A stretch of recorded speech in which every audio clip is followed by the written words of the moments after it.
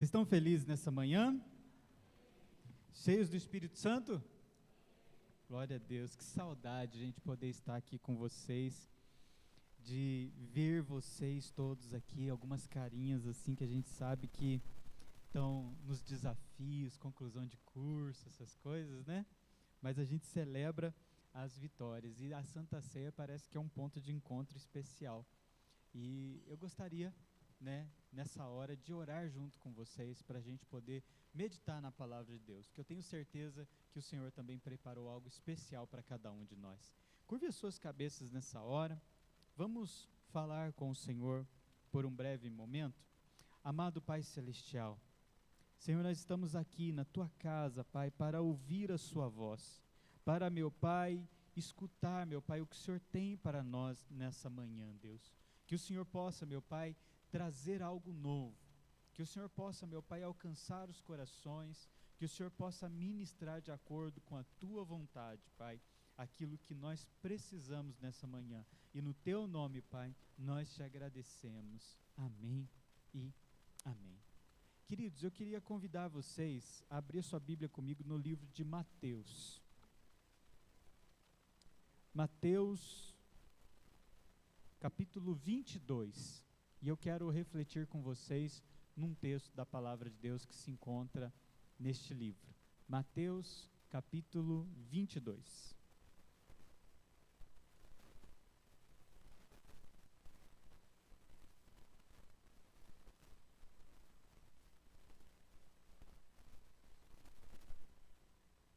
Quando chegar lá, diga amém. Eu vou ler alguns versículos, na verdade eu queria um só, mas eu gosto de contextualizar para nós entendermos o que estava acontecendo ao redor, daquele versículo. Então nós vamos ler a partir do versículo 1 mesmo, que está escrito o seguinte: Jesus falou novamente por parábolas, dizendo: o reino dos céus é como um rei que preparou um banquete de casamento para o seu filho. Enviou os seus servos aos que tinham sido convidados para o banquete, dizendo-lhe que viesse. Mas eles não quiseram vir. Eu acho interessante marcar algumas partes. Eu quase não anoto na minha Bíblia, sabe? Quando alguns textos saltam na nossa mente enquanto nós estamos meditando. Se você tiver a Bíblia física ou puder fazer isso no seu dispositivo, marque essa parte do versículo que diz assim: mas eles não quiseram vir. Eu acho isso tão forte. Você já imaginou o Senhor nos convidando e a gente falando: não, eu não quero ir? Quão forte, quão pesado isso tem para nos ensinar a respeito de temor com a presença de Deus? Mas olha só, não é o centro do que eu quero falar hoje, mas eu preciso dizer que essa parte do versículo me chamou muita atenção, porque mostra uma clara e objetiva intenção de não ouvir, de não querer ir, ao chamado do Senhor para essa boda, para esse casamento. Versículo 4. De novo, enviou seus servos: digam aos que foram convidados. Marque essa parte: aos que foram convidados. Eu acho isso também poderoso. Digam aos que foram convidados que eu preparei o meu banquete, meus bois, meus novilhos gordos foram abatidos, tudo está preparado, venham para o banquete de casamento. No versículo 5, mas eles não deram atenção e saíram para o seu campo, cada um para os seus negócios. Os restantes agarraram os servos e maltrataram-nos e os mataram. O rei ficou irado e, enviando o seu exército, destruiu aqueles assassinos e queimou a cidade deles. Então disse aos seus servos: o banquete do casamento está pronto, mas os convidados não eram dignos.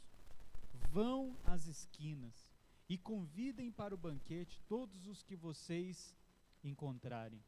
Então os servos saíram, reuniram nas ruas todas as pessoas que puderam encontrar, gente boa e gente má, e a sala do banquete de casamento ficou cheia de convidados. Mas quando o rei entrou para ver os convidados, notou ali um homem que não estava usando vestes nupcial. Ele lhe perguntou: amigo, como você entrou aqui sem a veste nupcial? O homem emudeceu. Então o rei disse aos que serviam: amarrem-no as mãos e os pés, lançam fora nas trevas, onde haverá choro e ranger de dente. Versículo 14 é o cerne do que eu quero compartilhar com vocês. Pois muitos são chamados, mas poucos os escolhidos. Marquem esse versículo 14 na sua memória e, se puder, na sua Bíblia. Muitos são chamados, poucos os escolhidos.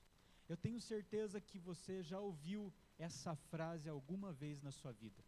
Seja numa roda de amigos, numa brincadeira, seja falando sério numa roda da igreja, de discipulado, em algum culto. Muitos são chamados, poucos são os escolhidos, nos dando uma ideia muitas vezes de que Deus ele tem um propósito para poucas pessoas às vezes, o que não é verdade, porque se você perceber, ele chama todos, ele convida a todos, mas existe atitudes, existe respostas que determinam quando uma pessoa ela é de fato escolhida ou apenas convidada. Eu queria que nós olhássemos para esse texto bíblico com um coração certo. E por que eu falo, eu sempre cito na verdade isso, né, coração certo. Pastor, o que o senhor quer dizer com coração certo? Eu já vi o senhor falando isso em muitas pregações. E o que o senhor quer dizer com um coração certo? O que eu quero dizer coração certo, gente, é um coração sem preconceitos, sem preconceitos. Entende o que eu quero dizer? Ideias já formadas e fechadas. Quando nós temos preconceitos, nós julgamos antes mesmo de ouvir. A gente já supõe que a gente entende, que a gente saiba tudo o que está acontecendo por trás de uma determinada situação, por causa de uma palavra que nos chamou a atenção. E muitas vezes, por causa dessa postura nossa, nós perdemos às vezes coisas preciosas. Eu tinha um amigo, que ele é advogado também, e ele costumava sempre falar assim para mim, eu vou contar uma frase para você, mas não vou falar quem falou. Aí ele brincava, por quê? Porque talvez uma frase, quando você vincula a um determinado autor, quando você não gosta do autor, você descarta mesmo sendo algo bom. Você já parou para pensar nisso? A pessoa pode falar uma coisa boa, mas se você não gosta dela, você vai rejeitar todas as coisas boas que tem por trás daquela frase, daquela palavra, daquele assunto.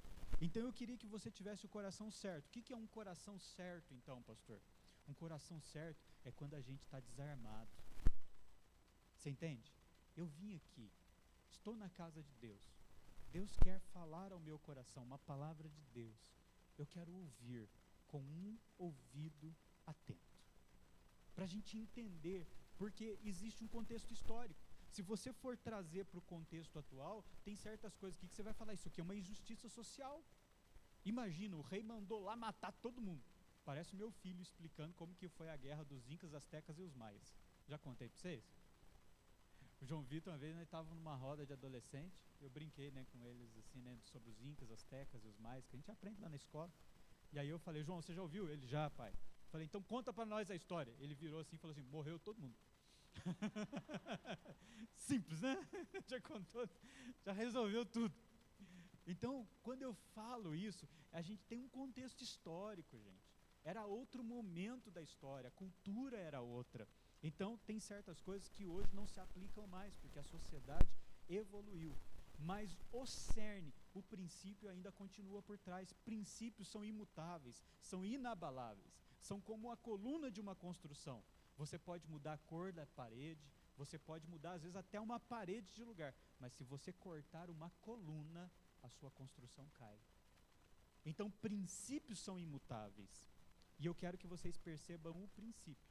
É fato que quando nós lemos esses 14 versículos, nós percebemos que Deus está falando através da sua palavra do grande banquete, e esse banquete nós chamamos também de as bodas do Cordeiro, que é o grande dia onde nós vamos encontrar o Senhor na glória e vamos estar com Ele eternamente. Então é um grande banquete. A Santa Ceia, ela é uma representação desse grande dia. Jesus disse que Ele nunca mais iria comer do fruto da vide até o dia que Ele comesse conosco naquele grande reino. E por que a Bíblia fala sobre uma festa de casamento? Porque a Bíblia ilustra Jesus como noivo e a igreja como noiva. Então nós precisamos já sair com isso em mente. O que nós estamos vendo? Que Jesus está falando do grande dia que nós vamos encontrar o noivo, o verdadeiro noivo, o Senhor Jesus, e a igreja se unirá a Ele eternamente, como simbolizando a união através do casamento. Só que aqui nós percebemos atitudes de pessoas que, quando foram convidadas para essa festa de casamento, foram chamadas para vir para essa celebração, se recusaram deliberadamente. E às vezes me pergunto, até que ponto isso reflete uma realidade na nossa vida? Quantas vezes nós somos convidados, não é para ir na igreja apenas, gente, porque eu vou ser sincero, eu não nasci na igreja, eu não me converti na igreja, eu fui seminarista inclusive na igreja católica, nos primeiros passos, eu tive uma série de experiências. Eu achava chato quando ficavam me convidando para ir na igreja direto, até que um dia eu achei uma igreja que ela realmente ministrava no meu coração, como vocês encontraram na IAQ Vila Aurora. Você falou, essa igreja é diferente, esse povo é diferente, esse pastor é diferente, a pastora é fora da casinha, bagunça tudo, faz a gente rir no púlpito, faz o pastor procurar a música em cima da hora, depois do culto, o pastor vai conversar com ela, tem certeza.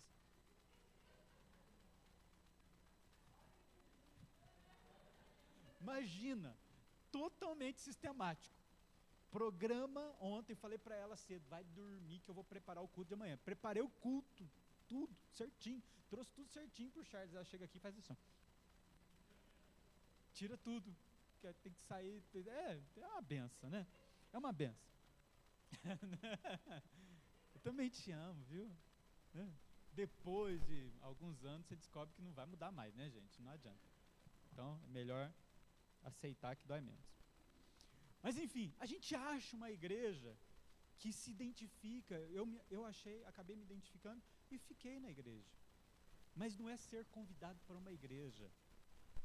Eu estou perguntando para vocês, vocês percebem que aqui é apenas uma metáfora? Existem muitas pessoas que às vezes elas são convidadas, elas percebem Deus chamando ela, elas sabem que ela escutou uma vozinha falando para ela que era para ela ir para Deus, mas ela rejeitou o convite. A Bíblia fala que também essas pessoas preferiram mais os seus próprios negócios do que o convite do reino de Deus. O que a Bíblia descreve com isso, quando fala dos próprios negócios? Não tem a ver com você ir para a sua empresa, gente, você abrir sua empresa. Aqui nessa igreja a gente incentiva isso, inclusive, nós estávamos notando esses dias quantos empreendedores nós temos. A gente fica alegre com isso, porque a gente quer que seja uma igreja relevante mesmo na vida das pessoas. Mas eu estou falando que o nosso negócio nesse texto é representado pelo nosso antropocentrismo. O que é isso, pastor? É eu no centro. O que quer dizer o antropocentrismo? Sou eu no centro. Eu sou o centro das atenções. Eu sou importante. O restante, todos, não. Eu tenho que ser beneficiado. Eu preciso tirar vantagem. O resto, tudo é exploração. É esse tipo de análise que eu quero que você tenha, porque infelizmente muitas vezes tem pessoas que são só assim, elas só conseguem fazer algo quando ela consegue extrair algum benefício daquilo, porque se ela não conseguir, ela não quer, ela não tem a empatia, ela não quer servir. E lembre-se que o nosso mestre diz que ele veio não para ser servido, mas para servir, nos dando o exemplo de como nós devemos tratar um ao outro. Quando nós temos a oportunidade de servir um ao outro, nós estamos sendo parecidos com Cristo. Então eu estou fazendo um breve resumo para você entender cada um dos versículos que nós passamos, porque o fato mesmo, crucial, e também para não consumir muito tempo, porque eu sei que eu falo demais, isso é uma característica natural, flui naturalmente, eu quero ir direto para o versículo 14, que é aonde Deus falou no meu coração e eu queria compartilhar com vocês. Muitos são chamados. Repitam isso comigo. Muitos são chamados, mas poucos os escolhidos. Muitos são chamados, mas poucos são escolhidos.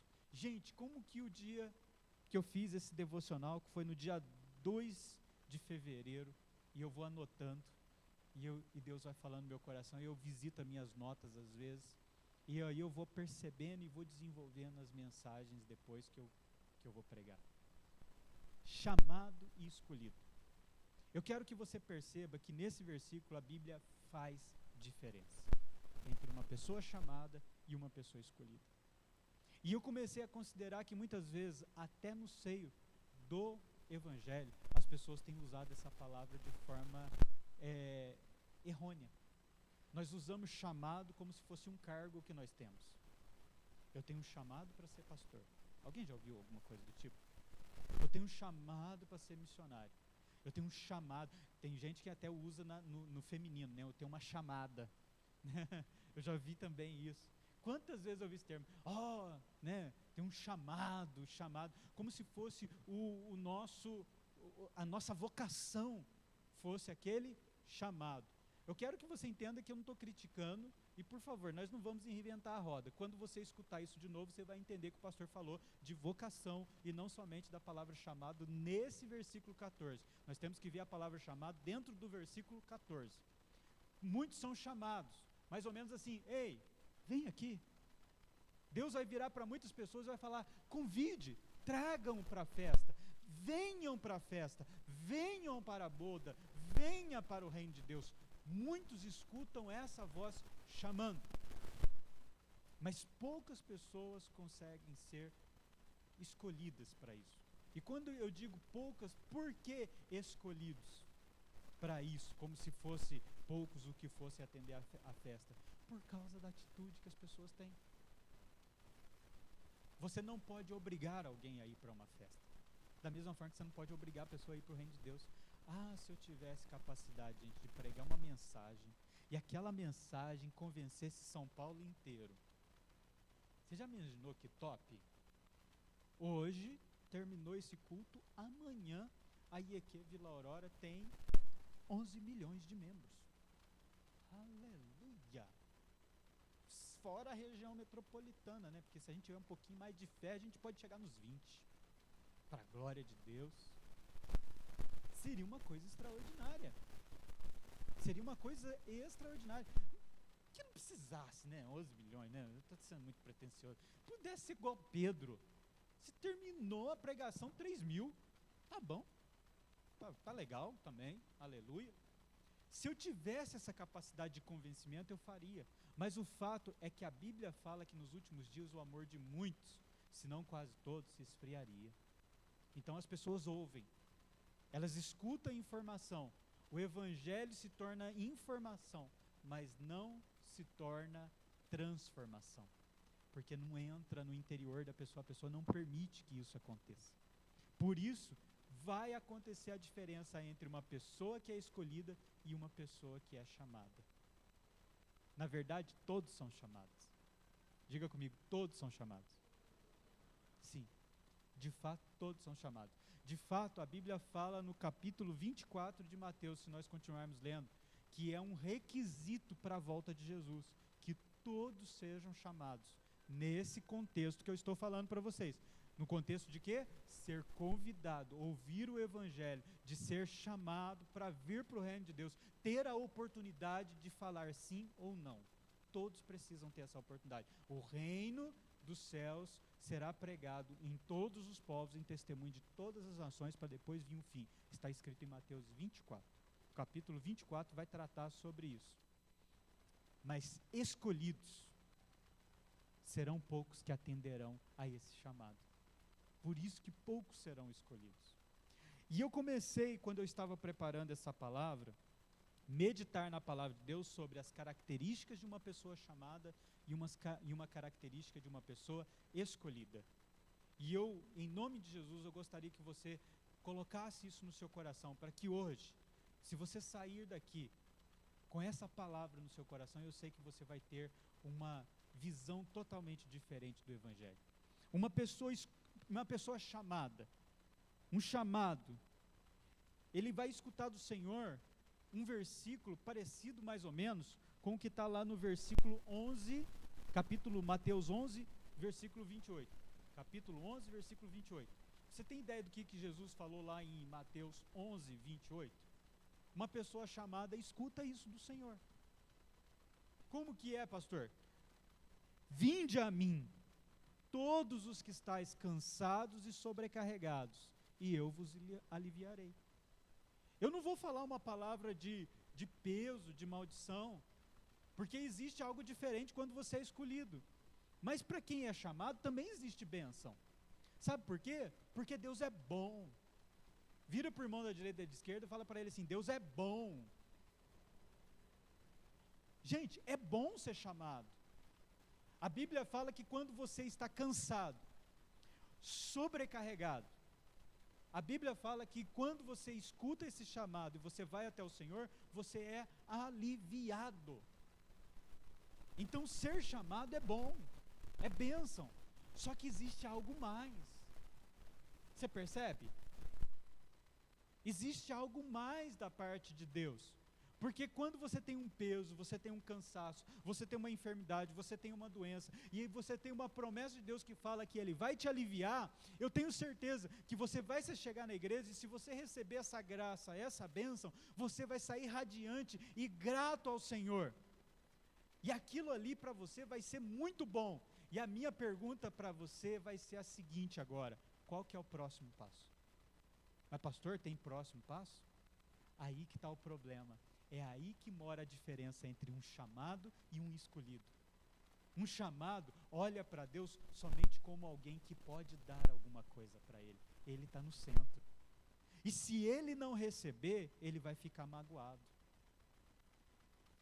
Se porventura Deus falar assim: não, eu quero trabalhar um pouquinho a perseverança dele, eu quero trabalhar um pouquinho a sua resiliência, então eu vou só segurar um pouquinho a bênção para dar, a pessoa se revolta, ela começa a ter atitude: do que me adianta servir a Deus? Quem nunca ouviu isso? Do que está adiantando ir para a igreja? Como se vir para a igreja fosse um passe de mágica. Então hoje eu quero que vocês percebam que existe muita diferença entre ser chamado e ser escolhido. Mas pastor, já entendi. Então, como chamado, eu posso ser abençoado? Sim. Posso receber dádivas? Isso para mim está bom. Mas existe algo mais, pastor? Com certeza. Vamos ver as características de uma pessoa que é escolhida pelo Senhor. E eu não vou prolongar muito, mas eu quero que vocês tenham isso no seu coração com clareza. Deus trouxe um versículo no meu coração. No capítulo 3 de Marcos. No versículo 13 e 14. Mas eu vou pegar só um fragmento do versículo 14. Você vai ler o seguinte. Numa dessas partes, numa parte desse versículo, eu estou lendo para não sair da minha página, eu copiei o versículo, viu, gente? Chamou a si os que ele quis. Aqui sabe o que estava acontecendo nessa ocasião? Jesus estava no monte com seus discípulos e ele estava chamando os apóstolos, 12. Havia sempre multidões ao redor de Jesus, mas Jesus escolheu 12.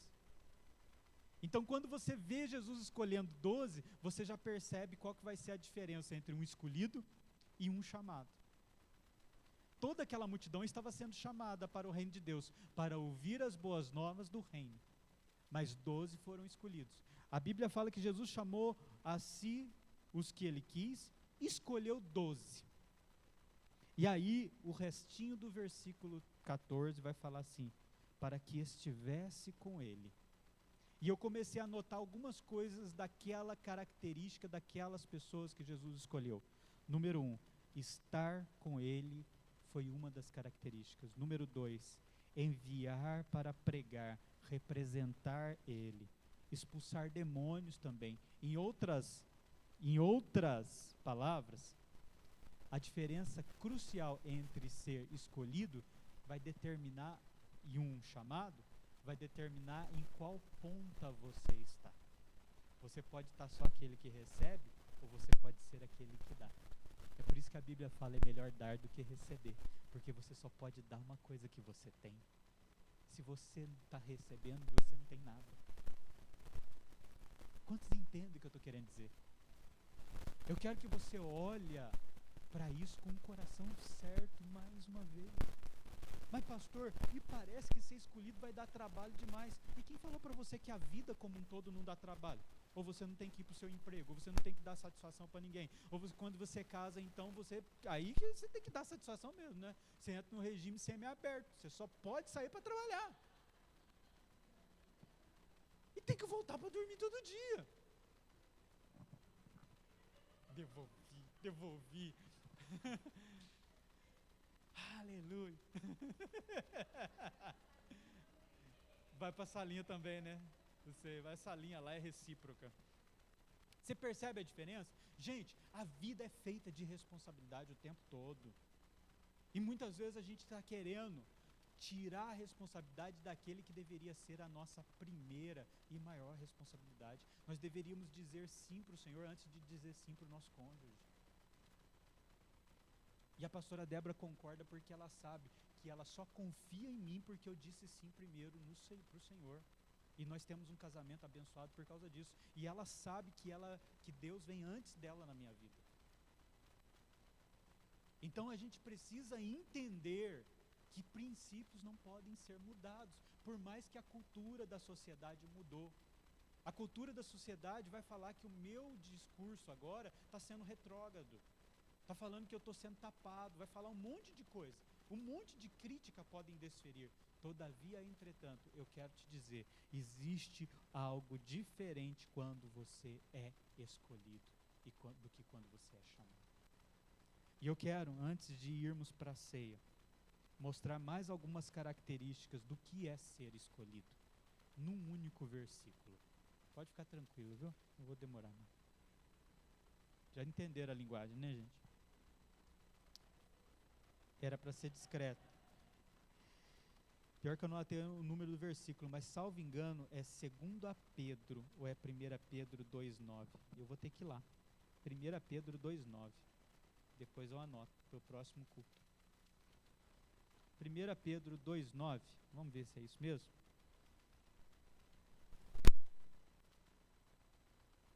Isso, 1 Pedro. 1 Pedro 2,9.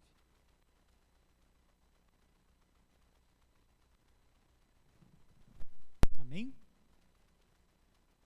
Vocês, porém, são, e agora eu me refiro a vocês mesmo, amém? Diga assim, eu, aleluia. Talvez seria até legal falar o nome, né?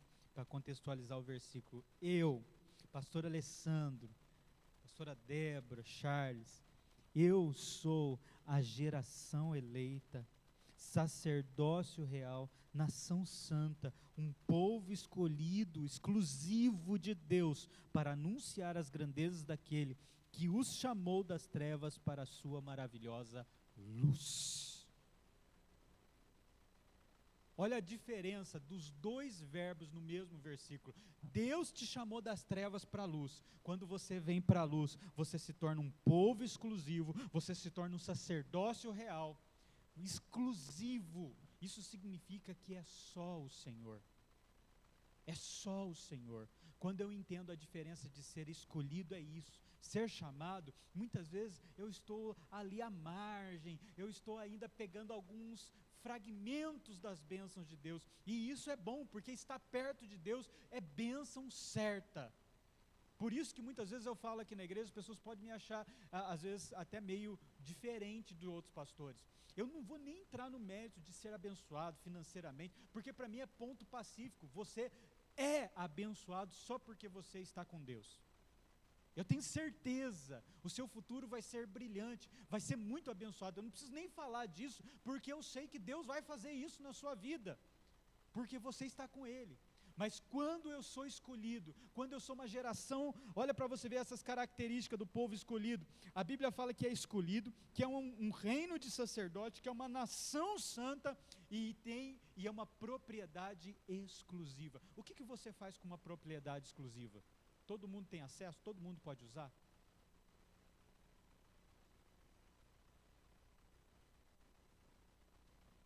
Propriedade exclusiva.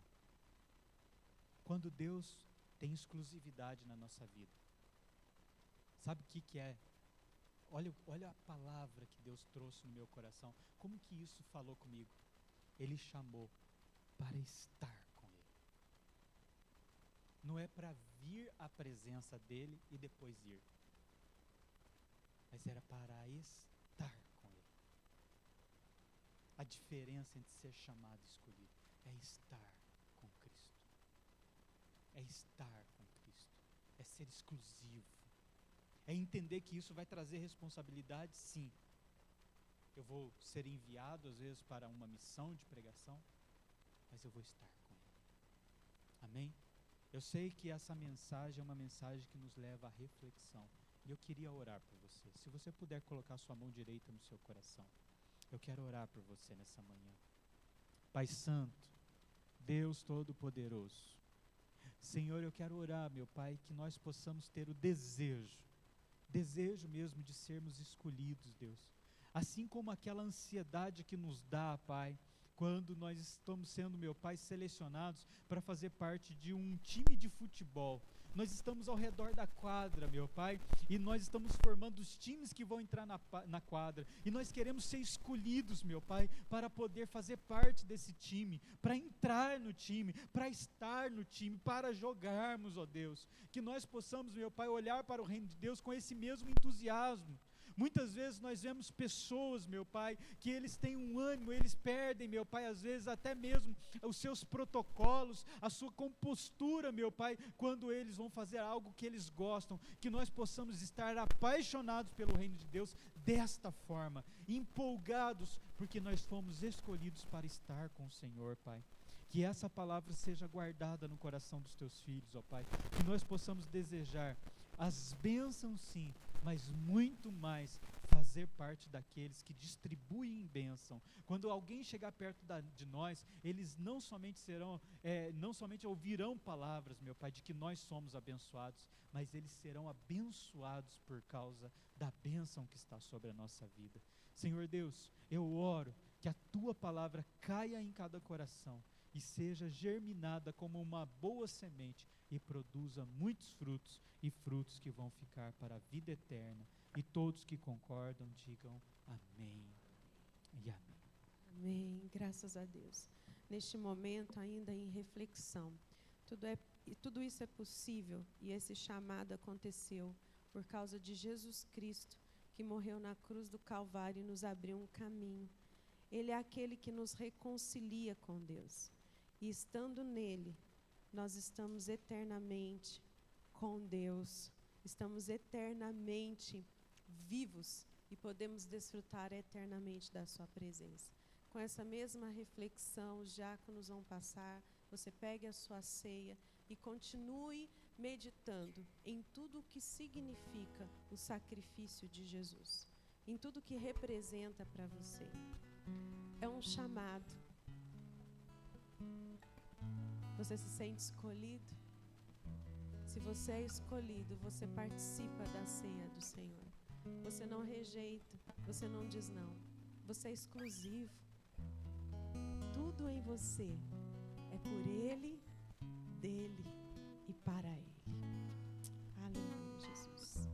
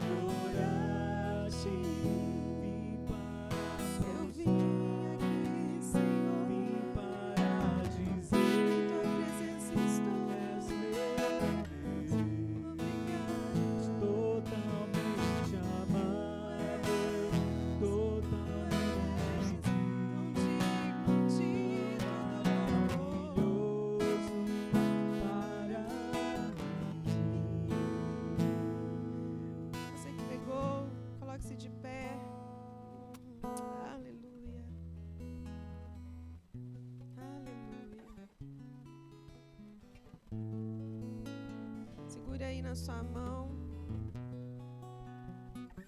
o pedaço de pão.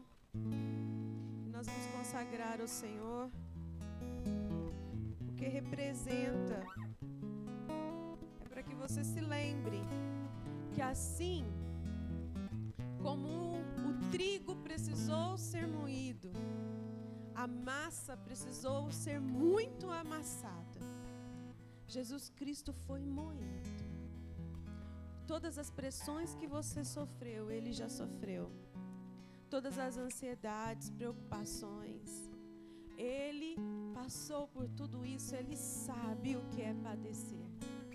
E com isso Ele levou sobre si toda a dor, toda a enfermidade, toda a mágoa e principalmente o pecado estava sobre Ele.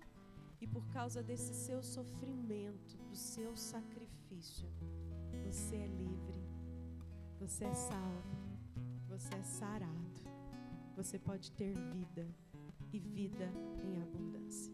Vamos consagrar ao Senhor. Senhor, obrigada por essa oportunidade. Consagramos a Ti agora esse pedaço de pão que representa o corpo de Cristo, partido e moído por minha causa, por nossa causa. Obrigada por esse sacrifício.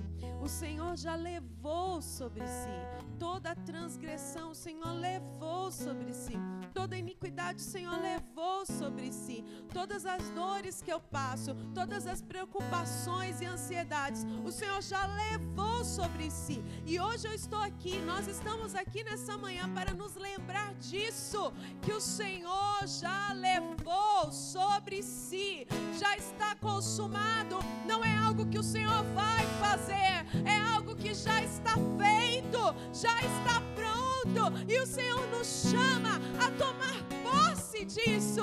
E nós dizemos nessa manhã: sim, Senhor, sim, Senhor, sim, Senhor. Nós reconhecemos o teu sacrifício e o aceitamos como nosso, porque na tua morte temos vida, na tua morte temos cura, na tua morte temos libertação, na tua morte temos livramento, temos provisão.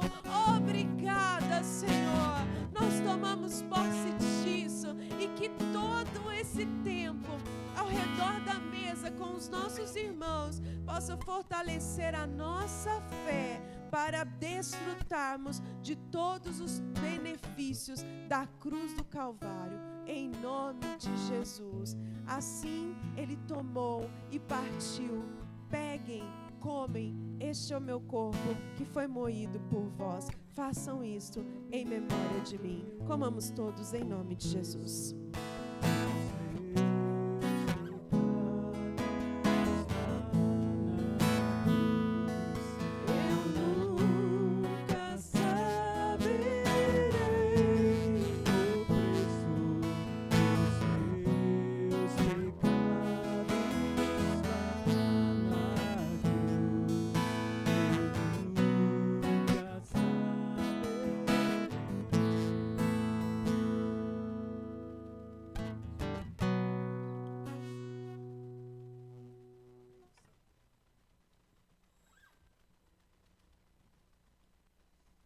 Aquela bagunça tudo. Levante acima da sua cabeça, amém? Conforme nós temos aprendido, Pai Santo, nós estamos aqui, meu Pai, diante do Senhor.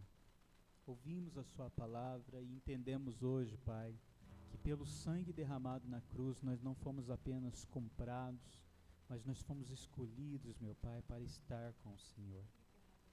Senhor, muito obrigado porque o Senhor nos livrou, meu Pai, da morte, o Senhor nos livrou do inferno, mas nós, meu Pai, também, meu Pai, queremos estar com o Senhor a cada momento.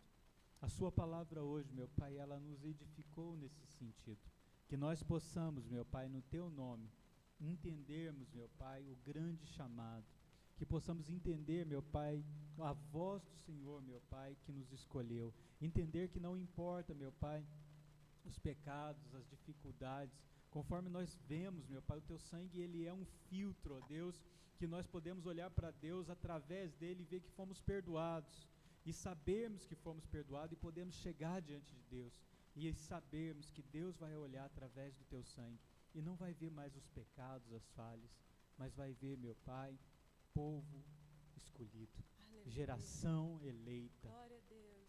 Senhor, nós queremos viver, queremos ser propriedades exclusivas, sim, Deus, em nome de Jesus.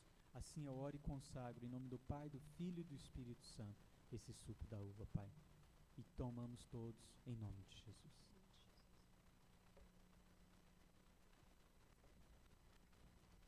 Aleluia. Aleluia.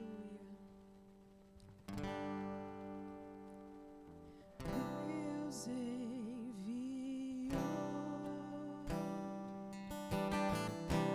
seu Filho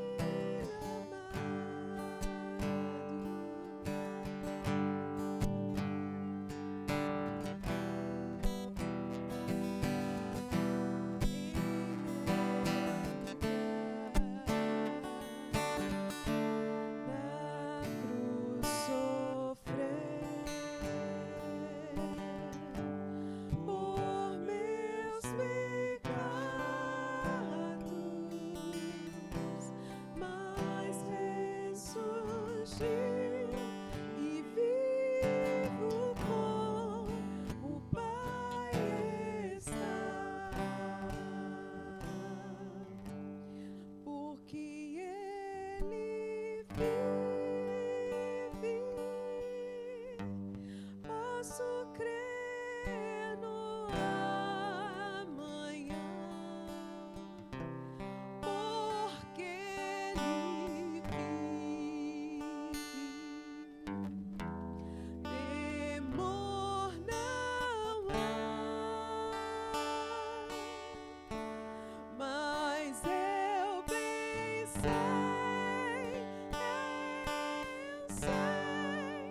que a minha vida está nas mãos do meu Jesus, que vive está. Senhor, nós podemos dizer meu Jesus, porque Tu és nosso e nós pertencemos a Ti. Nós somos Teus porque fomos comprados por um grande preço. Nós somos Teus porque nós falamos sim para o Teu chamado. Sim, sim, sim, sim. Às vezes nós não entendemos. Às vezes, Senhor, nós nos cansamos. Às vezes nós desanimamos. Mas quando o Senhor olha para nós novamente, quando nós ouvimos a Tua voz como ouvimos nesta manhã, quando nós sentimos o mover do Teu Espírito Santo, nós somos restaurados, fortalecidos, e nós temos ânimo para nos colocar de pé novamente e continuar Te seguindo. Sim, Senhor, nesta manhã nós dizemos sim mais uma vez, sim mais uma vez, e porque o Senhor vive, nós podemos crer na direção do Senhor, crer na provisão do Senhor, crer no sustento diário, crer nos livramentos, porque o Senhor vive, e porque nós falamos sim, nós podemos crer que nada vai nos faltar, nós podemos crer que o Senhor estará conosco em toda e qualquer situação. Sim, sim, é a resposta do nosso coração. Sim, sim, é a resposta da nossa alma, Senhor. Nossa vida está em Tuas mãos, porque nós nos colocamos nesta posição, nós nos entregamos a Ti novamente. Você que disse sim ao Senhor, mas essa manhã coloque-se de pé. Você pode crer que há um amanhã, e quando esse tempo aqui acabar, nós estaremos com Ele eternamente, porque nós falamos sim, sim, sim, sim, sim, Jesus. O medo vai embora.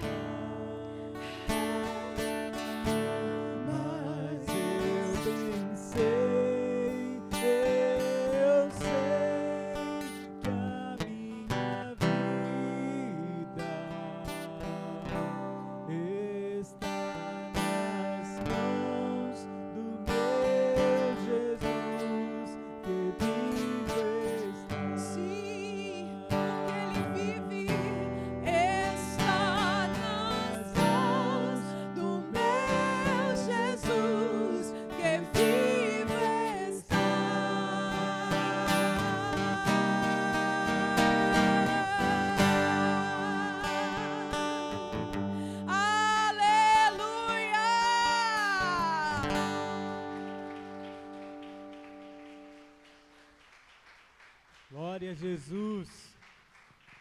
Vocês foram abençoados nessa manhã. Glória a Deus. Erga suas mãos bem alto também, receba a bênção do Senhor. Pai amado, que o Senhor possa guardar a nossa entrada, a nossa saída, livrando sempre de todo perigo, de todo mal, de todo acidente, Pai. E que o grande amor de Deus, a graça poderosa, salvadora do Senhor Jesus Cristo, o amor e as consolações do Espírito Santo esteja hoje para todos sempre, e que todos digam amém. Que Deus te abençoe. Para enviar a sua contribuição através do Pix, siga os seguintes passos. Primeiramente, acesse o aplicativo do seu banco. Após, é só selecionar a opção Pix na parte de cima do seu aplicativo. Acesse Pagar com Pix e a opção Pagar com QR Code. Depois, é só apontar para o código que aparece no seu vídeo e todos os dados da igreja aparecerão automaticamente. É só digitar o valor da sua contribuição. É só selecionar Pagar, confirmar. Tudo pronto.